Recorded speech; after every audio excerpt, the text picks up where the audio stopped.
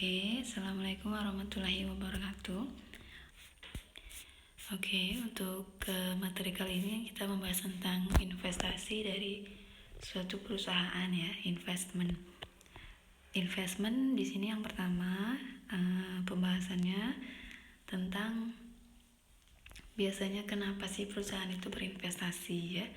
Investasi perusahaan itu biasanya dia membeli atau berinvestasi ya, membeli atau mengakuisisi debt ya. Debt itu yang nomor satu itu surat hutang atau juga sekuritas share itu saham ya. Jadi antara dua dia berinvestasi di debt, surat hutang atau sekuritas saham, share security. Nah, yang kedua di pembahasan kali ini pencatatannya. Jadi pencatatan kalau berinvestasi di hutang seperti apa. Kemudian nomor 3, pencatatan kalau berinvestasi di share atau saham seperti apa.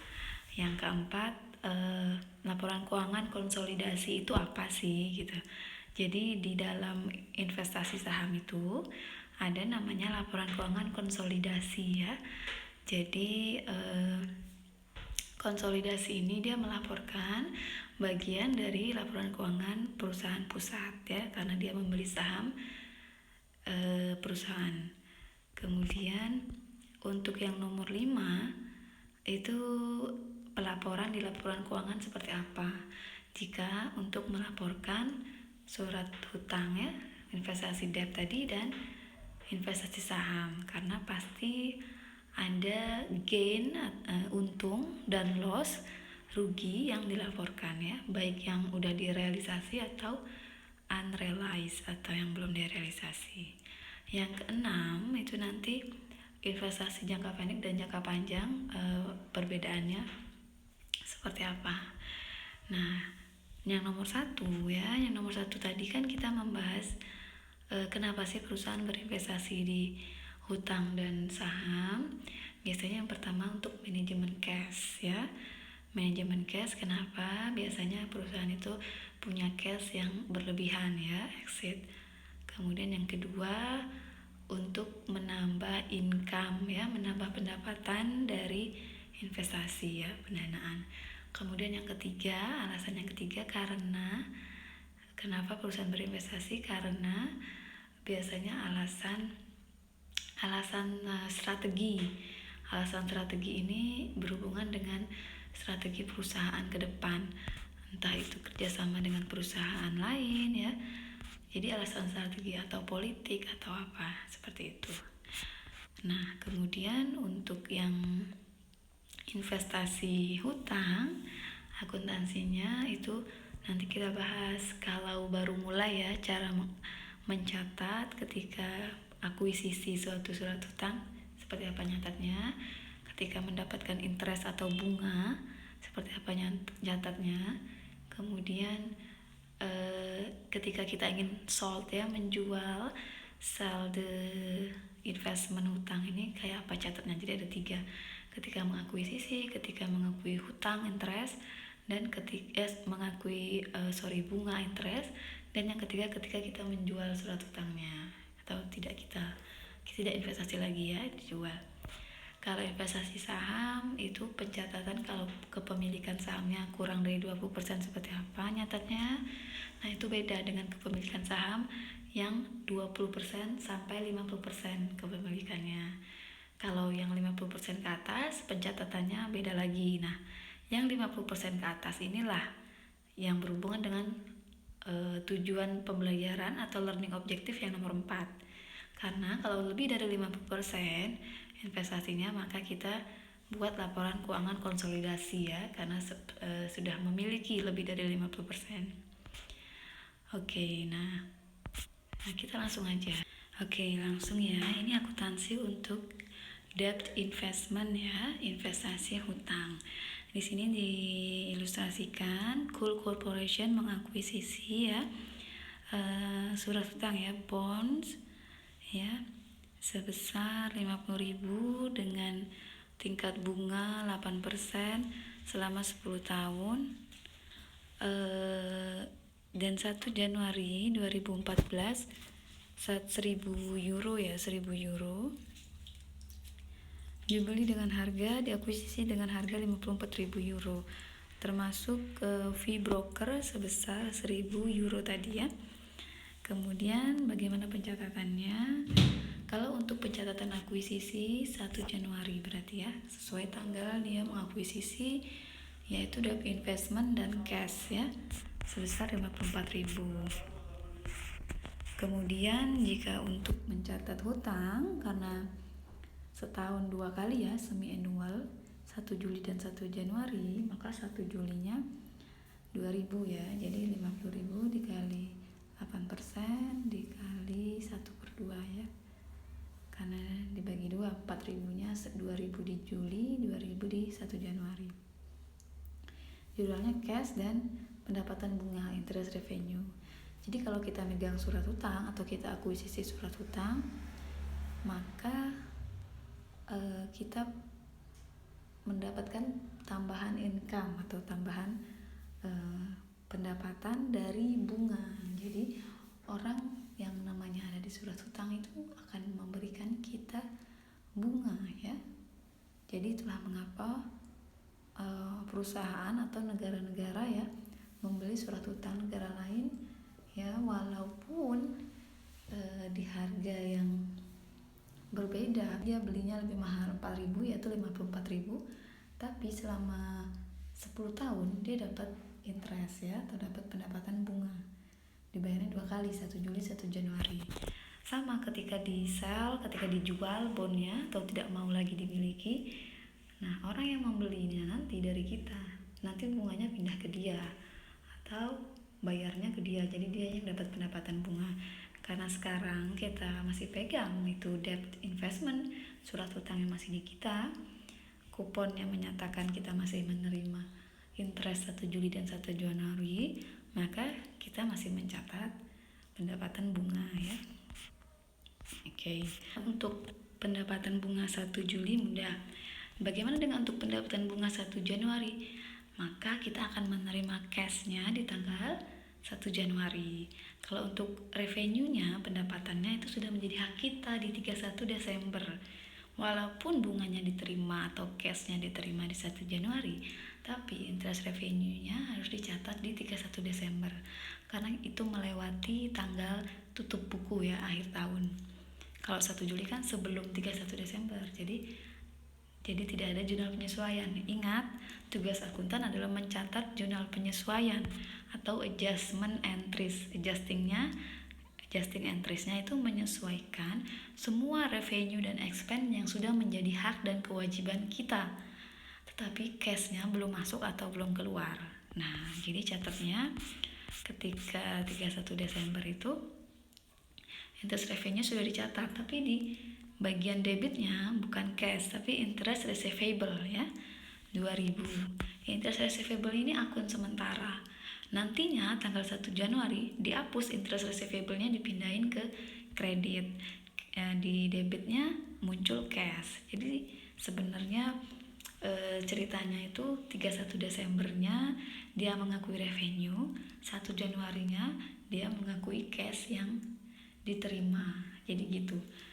Dari jurnal itu kita bisa membaca kejadian atau peristiwa ekonomi yang terjadi. Nah, kalau ini yang terjadi adalah 31 Desember ketika tutup buku kita mengakui revenue yang sudah jadi hak kita, tapi memang karena kita memang sudah memegang surat hutang ya.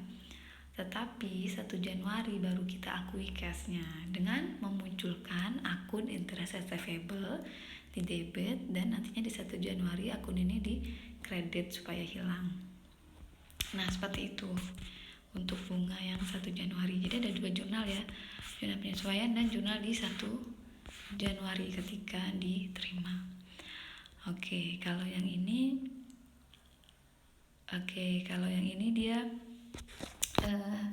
entry the record dari penjualan bond ya, sale of the bonds. Jadi menjual bondsnya mau dilepas. Nah, dia bisa menjual bondsnya ini 58.000. Jadi tadi kan dia belinya 54.000, jadi dia untung 4.000 kan.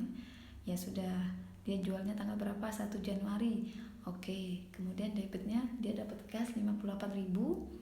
Kemudian surat utangnya tadi ya, debt investmentnya hilang, jadi dia harus dihapus, taruh di kredit sebesar 54.000 sesuai harga dia beli. Keuntungannya ya gain ya, bisa ditulis gain saja sesuai perusahaannya ya. Kalau ditulis gain on sale of debt investment artinya keuntungan dari menjual debt investment. Keuntungannya ya selisihnya 4.000 ya. Oke, kemudian kita beralih ke investasi perusahaan yang di saham. Ya, tadi kan yang di hutang. Bagaimana dengan surat saham? Nah, kalau di saham ada dua jenis ya. Jadi 3 jenis, sorry. Jadi ketika kita beli sahamnya kurang atau sedikit ya, kurang dari 20% dari total saham suatu perusahaan. Misalnya saya perusahaan A beli saham perusahaan B tapi cuma 20% saya beli. Kalau 100% saham B berarti saya akuisisi, saya jadikan milik saya ya. Tapi kalau saya cuma beli 20%, nah itu saya catat saja kepemilikan saham saya di laporan keuangan dan pendapatan dividennya. Tapi dia tidak jadi milik saya perusahaan B ini. Ya, nah itu mencatatnya investasinya menggunakan metode cost ya atau cost method, nanti kita jelaskan. Nah, jika kita membeli sahamnya 20-50% kan ini medium, sedang ya. Nah, itu pakai metode equity ya, karena sudah termasuk equity, sudah banyak dia. Sudah mungkin perusahaan lain memiliki perusahaan B ini kecil-kecil, 10%, 15%, tapi kalau kita 20% sampai 50% itu sudah menjadi dominan atau monopoli lebih banyak ya kepemilikannya. Jadi pakai metode equity. Bagaimana dengan 50% sampai 100%? Wah, itu udah signifikan kepemilikannya ya, atau berpengaruh di perusahaannya, dan kita bisa mengontrol perusahaannya karena artinya kita sudah memiliki perusahaan itu. Jadi kalau teman-teman sering nonton film tentang investasi atau tentang perusahaan, mekanisme perusahaannya, biasanya perusahaan itu pasti akan dikontrol ketika kepemilikannya lebih dari 50%. Jadi ketika rapat umum pemegang saham dia bisa mengontrol, walaupun ambil suara dia pasti menang karena kepemilikan suara dia juga sama dengan kepemilikan saham 50%. Nah, kita sebagai akuntansi mencatat kepemilikan ini kan di luar perusahaan kita, artinya kita punya perusahaan lain kalau sudah 50% lebih. Nah, itu kita membuat laporan keuangan ya, namanya laporan keuangan konsolidasi. Jadi gabungan perusahaan kita dengan perusahaan yang kita investasinya jadi memiliki tadi yang 50% lebih. Jadi ada 3 metode ya. Metode cost untuk yang kurang dari 20%, metode equity untuk 20-50% karena signifikan pengaruhnya ya. Kemudian 50% sampai 100% kita pakai metode konsolidasi karena kita sudah bisa mengontrol dan memiliki perusahaan tersebut ya. Kemudian cost method itu seperti apa sih? Nah, jika kepemilikannya atau holding itu memegang, nah, artinya kepemilikan lah ya, kepemilikan kurang dari 20%, less than 20%. Nah, itu mencatatnya ketika kita beli, kita keluar cash. Di sini ceritanya soalnya ini 405 ya. 405.000 saham ya. 405 dikali 1000 ya, karena ada 1000 lembar saham. 405.000 keluar cash, kemudian share investmentnya 405.000 sama. Jadi kita sudah pegang surat saham, maka share investment di debit dan kita keluar cash 405. Kemudian mencatat pendapatan dari saham namanya dividen. Ketika kita mau menjual lembar saham kita atau sudah tidak memiliki sahamnya lagi. Oke, ini di soalnya dia belinya 45 dan dia jual 395, artinya dia rugi 10.000. Oke, loss 10.000 dolar Hongkong. Mencatatnya cashnya yang uang dia terima di debit, share investmentnya di kredit. Gain atau loss itu berarti ini loss kan 10.000.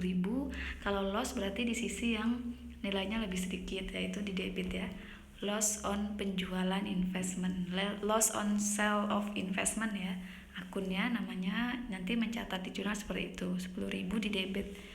Kalau dia gain dibalik ya, di kredit.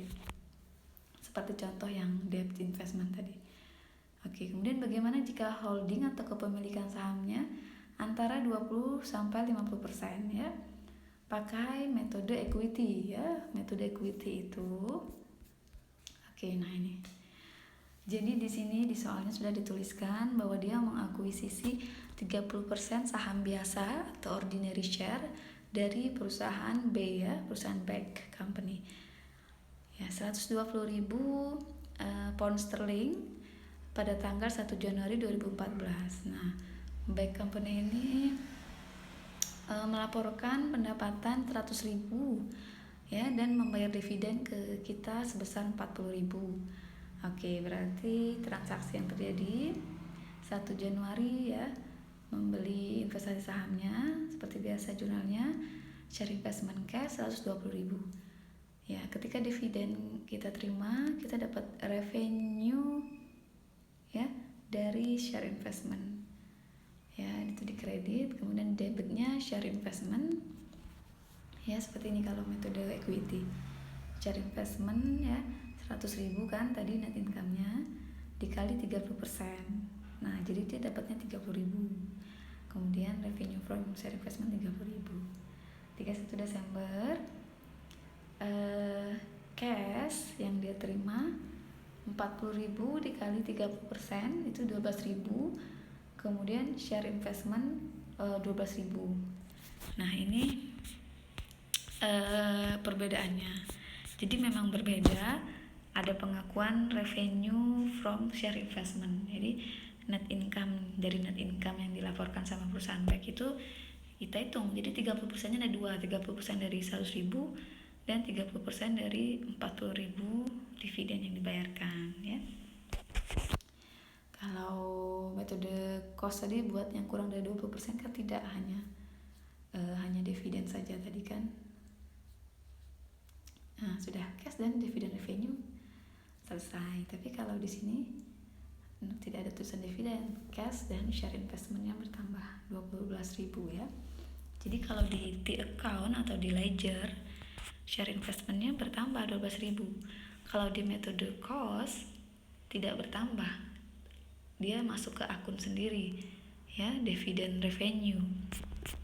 Yang ini loh, yang tadi kan dia masuk ke dividen revenue di accountnya atau ledgernya. Tapi kalau yang di sini T accountnya masuknya share investmentnya bertambah ya, bertambah 30.000. Kemudian ketika 31 Desember berkurang bertambah 12.000 dan pendapatan dari share investment ya, T account satu lagi 30.000. Nah, seperti ini. Jadi share investmentnya memang berkurang 30.000 ya, tapi bertambah 12.000 share investment yang dari interest tadi kan, dividen 40.000 kali 30%, 12.000 bertambah. Tidak apa-apa 30.000 berkurang di share investment, memang begitu metode equity itu. Tapi ada akun satu lagi di T account di ledger buku besar, revenue from share investment ya, jadi 30.000 bertambah. Oke. Contoh perusahaan yang lebih dari 50% kepemilikannya dan mereka membuat laporan keuangan konsolidasi ya, yang di bawah tulisan Unilever, Adidas, Disney Company itu adalah perusahaan-perusahaan yang dia miliki kepemilikan sahamnya lebih dari 50% atau sudah jadi anak perusahaannya. Jadi perusahaan induknya atau holding company-nya itu adalah Unilever, adalah Adidas, dan adalah Disney Company. Jadi begitu, mereka membuat laporan keuangan konsolidasi. Oke, nah ini kepemilikan saham itu dibagi dua ya. Kategori sekuritasnya ada sekuritas buat diperdagangkan dan buat tidak diperdagangkan. Nah, untuk di debts, trading sekuritas, dan held for collection securities.